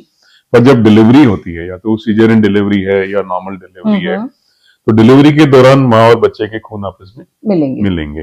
तो उस समय बच्चे को ट्रांसमिट होने के चांस ज्यादा होते हैं। तो इसलिए जब अगर माँ पॉजिटिव आ गई है तो पहले से ही टेस्ट करा लें कि वो वायरस की अमाउंट कितनी है, डीएनए जी। लेवल कितना है, ई एंटीजन का टेस्ट करा लें कि वो कितना है, और माँ को उस वायरस को मारने की इंजेक्शंस दवाई चालू कर जी, जो हेपेटाइटिस बी वायरस की एंटीवायरल टैबलेट्स आती है, वो आपको 3 महीने के बाद या जितना जल्दी पता चले उतना जल्दी वो दवाई चालू कर देनी। ओके, तो सर ने बहुत अच्छा बताया कि भाई जब बच्चा और माँ सेपरेट हो गए हैं तब जो ट्रांसमिशन का जो चांसेस है वो बढ़ जाते हैं, तो उसी समय माँ के वो स्टार्ट करनी है। सर एक तो फिर इसमें ये भी रहेगा कि बच्चा माँ का दूध ना पिए। नहीं, क्या होता है कि जो भी ऐसी चीज होती है ना, हम लोग रिस्क और बेनिफिट देखते हैं। ओके, जहाँ बेनिफिट ज्यादा है, रिस्क कम है, तो माँ का दूध तो पिलाना, तो माँ का दूध तो पिलाना ही है। ओके, उसके बेनिफिट ज्यादा है, उसमें रिस्क नहीं है। रिस्क है तो आप माँ को गोली दे दो, वो गोली माँ के दूध के थ्रू बच्चे को भी चली जाएगी जी। और बच्चे में वायरस आया या नहीं आया, या बच्चा जब 2 साल का हो जाता है तो उस समय आप बच्चे का टेस्ट कर लो कि वो वायरस बॉडी में उसके आ गया या नहीं आ गया जी। आ गया है तो उसकी दवाइयां। ओके, तो ये एक बहुत ही अलर्ट होने वाली बात है कि भाई, और बहुत बड़ा मिथ भी है कि तू दूध मत पिला बच्चे को, नहीं तो तेरी वाली बीमारी बच्चे में भी आ जाएगी। तो ये बहुत अच्छे से सर ने क्लियर किया कि दूध पिलाना तो माँ का अधिकार है और बच्चे का भी अधिकार है, तो वो तो पिलाना ही है, लेकिन माँ दवाई लेगी तो बच्चे को वो इन्फेक्शन नहीं होगा। सर एक अब चलते चलते कैंसर, बहुत वर्ल्ड वाइड हर चीज का कैंसर है, तो सर लिवर के अंदर किस तरीके का कैंसर होता है, कैसे हो जाता है? लिवर का जो कैंसर होता है इसको हम लोग एक प्राइमरी कैंसर कहते हैं और एक सेकेंडरी कैंसर होता है। जैसा मैंने बताया कि अपनी बॉडी का सारा खून पहले लिवर में जाता है, फिर लिवर उसको आगे भेजता है। तो कैंसर बॉडी में कहीं भी है, जैसे पेंक्रियास में है, आंत में है, अब वो कैंसर वाला ब्लड लिवर में जाएगा तो लिवर के अंदर भी वो कैंसर बना देगा, तो उसको हम लोग सेकेंडरीज इन द लिवर कहते हैं। तो सेकेंडरीज इन द लिवर सबसे कॉमन कैंसर है लिवर का। उसके बाद एक लिवर का खुद का कैंसर होता है, उसको हम लोग प्राइमरी लिवर कैंसर कहते हैं, उसको हेपेटोसेलुलर कार्सिनोमा कहते हैं। तो ये कार्सिनोमा वाला कैंसर जो एचसीसी वाला कैंसर है, जो हेपेटाइटिस बी वायरस के मरीज हैं उनको होता है जी। या जिनको फैटी लिवर से लिवर खराब हो गया, है ना। तो एक चीज मैं बताऊं कि जैसे कोई आदमी 10 साल अल्कोहल लेता है, उसका लिवर डैमेज हो गया जी, तो उसका लिवर सिरोसिस में चला गया जी। एक आदमी है जो अल्कोहल तो नहीं लेता, तो उसका वजन 100 किलो है जी, तो वो 10 साल तक 100 किलो रहा जी, तो उसका भी लिवर सिरोसिस में चला जाएगा। ओके सर, एक ये भी तो बोलते हैं ना कि मैंने आज तक कोई नशा पता नहीं किया, उसके बावजूद मुझे लिवर का कैंसर हो गया। अगर आपको मोटापा है, ऊपर से आपको डायबिटीज भी है, ओके, तो आपका लिवर जल्दी खराब हो जाएगा। तो अगर आपका वजन 100 किलो से ज्यादा है, आपको डायबिटीज है, तो आप मान के चलो कि 10 साल में आपका लिवर है वो कुछ न कुछ तो डैमेज हो ही जाएगा। तो ऐसे मरीज जब हमारे पास आते हैं, उनको इलाज चल रहा है, डायबिटीज का इलाज चल रहा है, मोटापे का, उनको डायबिटीज के बाद बीपी भी हो जाता है, फिर हार्ट की बीमारी हो जाती है, उनका बीपी शुगर हार्ट का इलाज तो चल रहा है, लिवर की तरफ कोई ध्यान नहीं देता। और जो इस लिवर में कैंसर की गांठ हुई तब हमारे पास आते हैं गरीब साहब, तो हमें पता ही नहीं चला जी। जबकि अगर आपका वजन ज्यादा है, आपको डायबिटीज है, तो आप अपने लीवर का रेगुलरली चेकअप कराते रहिए, कहीं लीवर में तो आपको और कोई डैमेज नहीं हो गया। तो सर इसका कैंसर जब अगर पता चल गया है तो कितनी कैटेगरीज का कैंसर होगा, कौन सी वाली कैटेगरी तक हम उसको बचा सकते हैं, कौन सी वाली में? तो वो कैंसर जो प्राइमरी कैंसर होता है ना, उसकी साइज पे डिपेंड करता है और उसके नंबर पे डिपेंड करता है, प्लस वो लीवर के कौन से हिस्से में है। जैसे मैंने बताया ना, लीवर करीबन 2 किलो का होता है, उसमें 8 सेगमेंट्स होते हैं जी। तो जैसे हम किसी का जैसे लीवर ट्रांसप्लांट करते हैं ना, अपन किसी को लीवर डोनेट भी कर सकते हैं। जैसे कि गुर्दे तो 2 होते हैं, एक गुर्दा डोनेट कर दिया, एक गुर्दे पे आपकी जिंदगी चल गई, लीवर तो एक ही होता है जी। पर लीवर में जो 8 सेगमेंट होते हैं, उन 8 में से आप 4 सेगमेंट डोनेट कर सकते हो। ओके, मतलब लिवर ट्रांसप्लांट का ये मतलब कदापि नहीं है कि आपने पूरा का पूरा लिवर किसी पेशेंट का लगा दिया। अगर 4 सेगमेंट भी दिए तो वो सरवाइव करने के लिए। वो एक्चुअली लिवर ट्रांसप्लांट 2 तरह के होते हैं, एक तो आपने डेड बॉडी का लिवर लिया, कंप्लीट, तो उसमें तो फिर पूरा का पूरा लिवर आपको मिल गया। अगर किसी रिलेटिव का लिवर लिया, हम LDLT कहते हैं, लाइव डोनर ट्रांसप्लांट होता है। तो जैसे किसी लाइव आदमी ने, जिंदा आदमी ने लिवर डोनेट किया, तो वो एक अपने लीवर का पर्टिकुलर हिस्सा, 40% ऑफ द टोटल लिवर आप डोनेट कर सकते हो। ओके सर, और लिवर भगवान ने ऐसा दिया है कि वो रीजनरेट कर जाता है। तो आपने 40% डोनेट कर दिया, जो बचा हुआ लीवर है वो 2-4 महीने में 60% वाला वो तो वापस 100 का 100 हो जाएगा। ओके। अगर आपका हेल्दी लीवर है तो वापस से 100/100 वापस हो जाएगा, उल्टा आपका नया लीवर हो जाएगा। ओके, वापस फ्रेश उसमें सेल्स आ जाएंगी। तो सर ये तो बात हुई कि लीवर ट्रांसप्लांट की, उसके अलावा सर टैबलेट पे उसका प्रिकॉशन या उसकी थोड़ी लाइफ लंबी नहीं कर सकते? कैंसर की जी, तो कैंसर की फिर दवाइयां आती, जैसे अगर मैंने कहा ना, छोटा एक तो नंबर पे डिपेंड करता है, साइज पे डिपेंड करता है, लोकेशन पे डिपेंड करता है। जैसे खाली left side of the liver में है, छोटा है 3 सेंटीमीटर 5 से, तो आपने लेफ्ट लोब लीवर को काट कर ओके, तो उसको कट करना ही ऑप्शन कट करके फेंक दिया, बाकी का लीवर हेल्दी है, वो नॉर्मल हो गया, वो नॉर्मल है ना। और दूसरा, अगर कुछ बड़ा ट्यूमर है तो एक जो ट्यूमर को खून की नस सप्लाई करती है, तो उसकी नस को जाके आप ब्लॉक कर देते हो, हम लोग टैस या टेयर की थेरेपी कहते हैं। तो आपने जिस खून की नली से लीवर का कैंसर पनप रहा है जी, है ना, उसी नली को आपने जैसे सप्लाई कर दिया, सप्लाई काट दी, तो वो धीरे धीरे वो ट्यूमर है वो सिकुड़ जाएगा, नष्ट हो जाएगा। ओके सर, तो ये आप तरीका एक ये कहना चाहते हैं कि जो अगर सिरोसिस होने के बाद में भी कंप्लीट क्योर हो सकता है हो लीवर? सकता है, पर आपको एक तो क्या है कि लीवर सिरोसिस एडवांस स्टेज में नहीं होना चाहिए जी, और मरीज का गुड परफॉर्मेंस स्टेटस, मतलब वो खाता पीता रहे, चलता फिरता रहे, उसका परफॉर्मेंस स्टेटस अच्छा होना चाहिए। सर एक ये चीज आप हमारे दर्शकों को बता दीजिए कि क्या करें, कैसी लाइफस्टाइल, क्या चीजें छोटी छोटी जिंदगी में अपनाएं जिससे हम हमारा लिवर हेल्दी रख सकते हैं? देखिए, जैसे मैंने बताया कि लीवर, आपने भी कहा कि लीवर अपनी बॉडी का चार्टेड अकाउंटेंट है, इसलिए आप जो भी इस मुंह से खा रहे हैं ये देखें कि मैं इसको पचाऊंगा या नहीं पचा पाऊंगा। कोई भी खाने की चीज खराब नहीं होती, कोई भी खाना जहर नहीं होता, पर अगर उस खाने को आपने नहीं पचाया तो हो सकता है कि वो खाना आपके लिए जहर बन जाए। तो एक तो है कि आप जो खाएं वो ध्यान रखें कि मैंने क्या खाया और मैं इसका प्रॉपर यूटिलाइजेशन करूंगा या नहीं करूंगा। दूसरा, जो खाने का टाइमिंग है, भगवान ने क्या है कि अपनी बॉडी में एक सर्केडियन रिदम डाली है, एक बायोलॉजिकल क्लॉक डाला है। तो वो क्लॉक क्या है कि सूर्य से चलती है, सूर्योदय हुआ क्लॉक चालू हो गई, सूर्यास्त हुआ वो क्लॉक धीमी हो गई। तो अगर अपन खाना उसके हिसाब से खाएंगे, सूर्योदय में अच्छा भोजन करेंगे ना, कि ब्रेकफास्ट लाइक ए किंग, आप लड्डू खाइए, बड़ा खाना, पराठे खाइए, तो वो दिन भर में आपकी बॉडी का मेटाबॉलिज्म उस समय तेज है, तो आपका लड्डू पराठे सब पच जाएंगे, शाम तक आपको सब यूटिलाइजेशन हो जाएगा। वही लड्डू पराठे आपने शाम को खाए तो वो आपकी क्लॉक एकदम सुस्त हो गई, आपकी बॉडी का मेटाबॉलिज्म ही नहीं है, और उसपे आपने लोड डाल दिया, तो वो क्या होगा, ये वो बॉडी में जाएगा और बॉडी उसको फैट बना के स्टोर कर देगी, या फैट बना के कहीं न कहीं जाके जमेगा। तो एक तो अपना उस सर्केडियन रिदम के हिसाब से खाना खाइए, अच्छा खाना खाइए, ब्रेकफास्ट अच्छा करिए, लंच अच्छा करिए, डिनर एकदम जल्दी करिए। दूसरा सर्केडियन रिदम के हिसाब से सूर्यास्त के पहले पहले जो खाना खाते, है ना, काफी जैन लोग ये प्रैक्टिस करते हैं। मैं तो काफी पेशेंट को कहता हूँ कि आप जैन बन जाओ, कम से कम कर्म के हिसाब से, धर्म नहीं है तो कोई बात नहीं, सही है। आप सूर्यास्त के बाद मत खाइए, अगर आपका लीवर वीक है, फैटी लीवर है, तो रात में खाना बिल्कुल मत, तो उसे खाना नहीं खाएं, और 12 बजे से रात को सुबह के 12 बजे तक, मतलब सुबह के 8 बजे तक, शाम के 8 से सुबह के 8, तो इस टाइम में फिर क्या ले सकते हैं अगर खाना नहीं ले सकते? देखिए, एक जो एक इलाज का तरीका होता है, इसको लोग फास्टिंग थेरेपी कहते हैं, जो आयुर्वेद वाले काफी प्रैक्टिस करते हैं, हम भी उसको फेवर करते हैं कि जब बॉडी फास्टिंग होती है, जब बॉडी भूखी मरती है, तो बॉडी अपनी चीजों को रिपेयर करती है, अपने ऑर्गन को रिपेयर करती है, जो डेड सेल है उनको खत्म करती है, नई सेल जनरेट होती है, क्योंकि उसमें बॉडी का रिक्वायरमेंट बढ़ा, है ना। आपने खाना नहीं खाया तो बॉडी मरेगी नहीं, है ना। जो लोग भूख हड़ताल पे बैठते हैं वो मरते थोड़ी है ना। तो बॉडी अपना जो मेटाबॉलिज्म है उसको शिफ्ट कर देती है, उसको पचाने के छोड़ के रिपेयरिंग मोड में चली जाती है। तो फास्टिंग के समय अपनी बॉडी की रिपेयरिंग होती है, इसलिए हम लोग से भी कहते हैं कि हफ्ते में एक दिन तो आपको फास्ट रखना ही चाहिए, ताकि आपकी बॉडी का रिपेयरिंग हो सके। तो आप शाम को खाना नहीं खाएंगे, सुबह तक कुछ खाने की जरूरत नहीं है।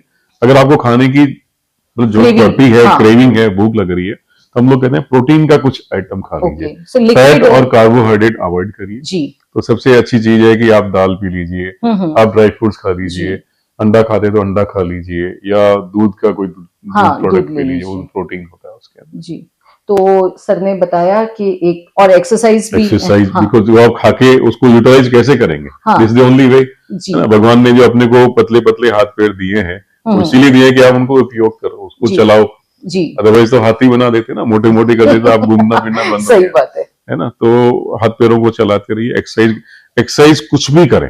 अगर आपके घुटने वीक है, कई बार कहते हैं ऐसा मेरे घुटने खराब है, एक्सरसाइज नहीं होगी, नहीं, चलना is not the only exercise, okay, है ना। स्ट्रेंथन एक्सरसाइज, साइकिल करना, डंबल उठाना, योगा करना, हाँ, और ऐसी कोई भी काम करना जिससे आपकी सांस फूले, ओके, वो एक एक्सरसाइज की कैटेगरी में जी आ बिल्कुल। जाती है। तो आज हमारे साथ में शो में एक जोधपुर के बहुत ही जाने माने गैस्ट्रोएंट्रोलॉजिस्ट प्रेजेंट थे और उन्होंने हमारी जो दिनचर्या उससे रिलेटेड जो एक्सरसाइज है, खान पान है, कितना खाएं, कितना पचाएं, कितना अपने पेट को भरें, हाफ से सफिशिएंट होगा, हाँ, आधा भरना है, 2/3, हाँ 2/3 भरना है, बाकी पानी और जो गैसेस है उसके लिए जगह छोड़ दी है। वो सब जो एंटायर जो चीजें जो हमारे लिवर पे इफेक्ट करती है, उन सब के बारे में बहुत ही इंपॉर्टेंट बातें बताई, बहुत से मिथ्स को क्लियर किया। तो अगले एपिसोड या फिर कभी जब सर को हमारे टाइम मिलेगा तो हम जो हमारे गैस्ट्रो एंट्रो जो ट्रैक्ट है उसकी दूसरी बीमारियों के बारे में जरूर चर्चा करेंगे। तो आज के लिए शो में बस इतना ही। मैं हूं आपकी होस्ट रीना शर्मा और आज हमारे साथ थे सुनील दादीप सर, जिन्होंने बहुत छोटी छोटी बातों बताई हमें जो हमारे लिए बहुत ही इंपॉर्टेंट है। धन्यवाद।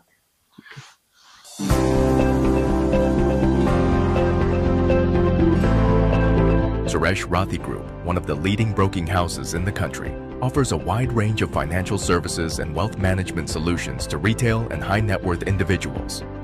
We have a glorious track record of service to the investors since 1981. The group has a membership in BSE, NSE, F&O, currency derivatives, and CDSL. We have a network spread across 40 plus cities and operating from 110 plus locations and serving 1,25,000 clients. For more information, please call us on our toll-free number 1-800-120-2484